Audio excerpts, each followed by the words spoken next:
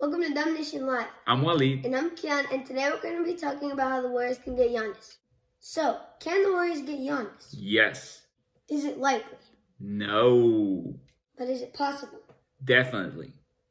All right, so first, let's look at some of the numbers. What Giannis would make if he re-signs with the Bucks or if he signs with a new team.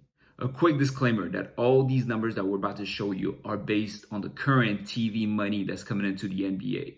Obviously, with the pandemic, suspending the league, TV losing money, the league losing money, all these numbers might get readjusted. So this offseason will be actually the first time that the Milwaukee Bucks can offer Giannis the Supermax deal.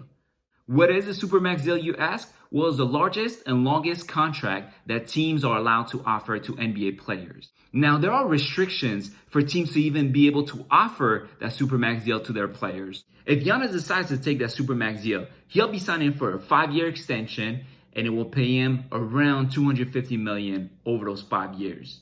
You guessed it, it's an NBA record. Never has an NBA player signed a richer contract than that. But if Giannis decides to sign with a new team, the most he can get is a 4-year extension that will pay him $160 million. You heard that right? That's about $100 million difference. Now to us, that's a boatload of money. But to him, it's still a boatload of money. It's $100 million. Granted, the $250 mil is over 5 years and the $160 mil is over 4 years. So that's about a $10 million difference on a yearly basis, right? But with these contracts, NBA players always want to take the longer term because you never know. Injuries, decline, TV money going away. You just never know. So it's always a better deal for them to go with a longer contract and sign for a long term. It provides them more insurance. Next, let's look at some of the reasons why Giannis would want out of Milwaukee and come to Golden State. The first one is if his team is losing. Now, with the NBA season resuming and the playoffs getting started, if the Milwaukee Bucks cannot reach at least the NBA Finals, I'm telling you, Giannis will not want to sign that extension. I'll repeat it. If the Bucks cannot reach at least the NBA Finals, forget winning the championship. If they can't reach at least the NBA Finals, Giannis will not want to sign that extension. And who knows if he wants to move out at that point in time. Giannis knows this is his best year to win the championship. The team that they put together, they've been the number 1 seed all year long. LeBron is no longer in the East. Durant is injured. Kyrie is injured. Boston is still trying to figure things out. He knows this is the best season for him. This is his best chance for the Milwaukee Bucks to win. And if they don't win this year, things are just going to get much tougher from here on out. Second, it's been well documented that Giannis and Steph are really good friends. Both of them are actually represented by the same sports agency, and they have a mutual respect for each other's game. Obviously, when Steph was captain of the All-Star team, he picked Giannis first. When Giannis was captain, he picked Steph first. So they have a great amount of respect for each other's game. It looked like Steph was even recruiting him when the Milwaukee Bucks played the Warriors in Golden State this year. Something else that would make Golden State the place for Giannis is the fit with the team. And the Bucks have been trying to do that for the past few years now, which is to surround Giannis with shooters. When Giannis drives and penetrates, he needs to be able to kick it out to knock down shooters that can make the three consistently. And if you look at the Warriors, it's not just Steph and Klay that are good shooters. I mean, obviously, Steph and Klay are 2 of the top 5 shooters in NBA history. Right? But the team is always looking to add more shooters, more scorers to their squad. Right now, Damian Lee, who's Stephen Curry's brother-in-law, has looked amazing as far as shooting the ball. He's been shooting and making them consistently. Jordan Poole, he's known to be a shooter. Eric Pascal, most of his work is being done mid-range, but he can still shoot the 3. He's a good shooter. And obviously, Draymond Green, he's one of those 4s that can stretch the floor, either with his passing or his shooting. And I haven't even mentioned the coaching staff, which is all about ball movement, player movement, and putting their players in the best situation to be able to score. And that will help Giannis tremendously. And then we also got this. You should see that. Every year y'all get better and take the next step. That's what it's all about. So, I like that. I love the guys, the way you guys play, man. You guys look like you're having fun. You said winning is fun, but the way that you do it, Yes. everybody's involved. And, like obviously, you lead the charge, but you appreciate what everybody brings to the table. As a leader, that's what it's all about. Okay, so now that we talked about what Giannis will get and why would he want to come to the Warriors, let's talk about how the Warriors could actually get him. So the first option is for the Warriors to sign Giannis outright. Wait for him to become a free agent in 2021, clear enough cap space, and go and sign him outright, just like the Lakers did with LeBron. Let me save you the time here. This is not going to happen. First of all, it would be way too hard for the Warriors to clear enough cap space to be able to fit Giannis into their payroll.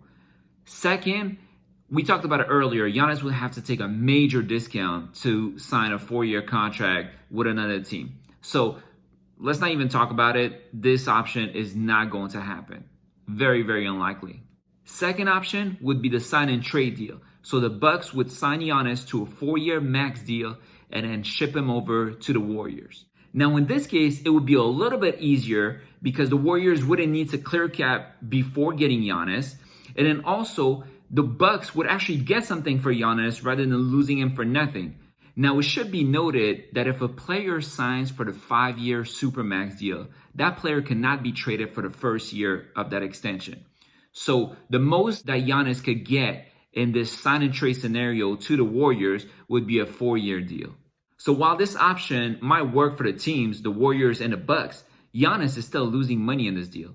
Now comes the final option, which in my opinion is the most likely of the three. The best way for the Warriors to get Giannis is to trade for him before he becomes a free agent. So this offseason, the Warriors would have to get Giannis on the roster. This is the same scenario that the Pelicans and the Lakers did with Anthony Davis.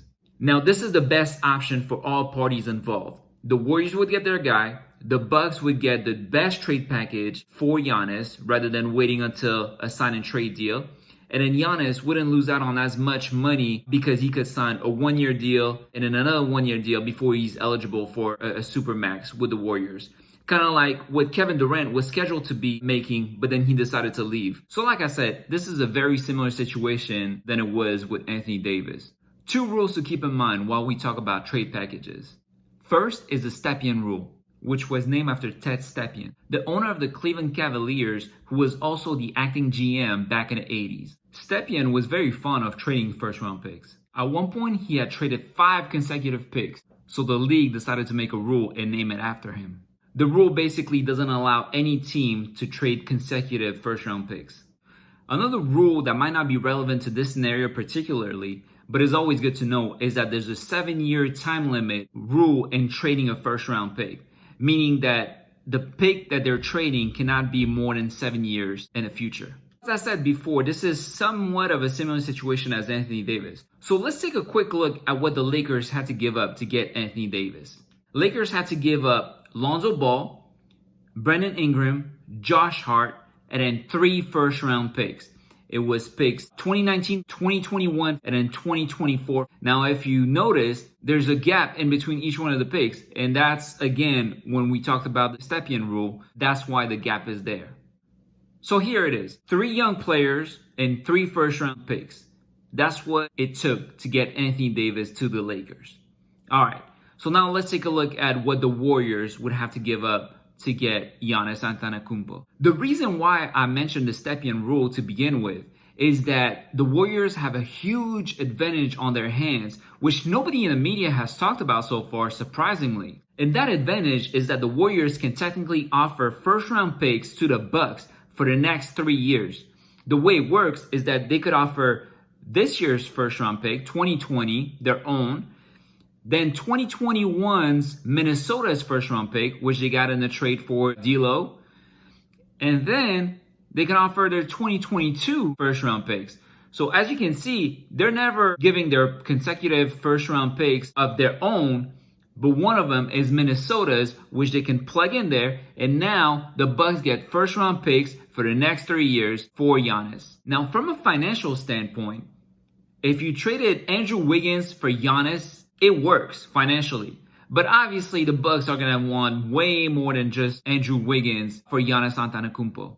Now, I think what's going to happen is the Bucks are going to ask for Klay Thompson in exchange for Giannis. kind of reminding us all of the situation with Kevin Love and how Minnesota wanted Klay for Kevin Love. So, what about you, Keon? Would you trade Klay for Giannis?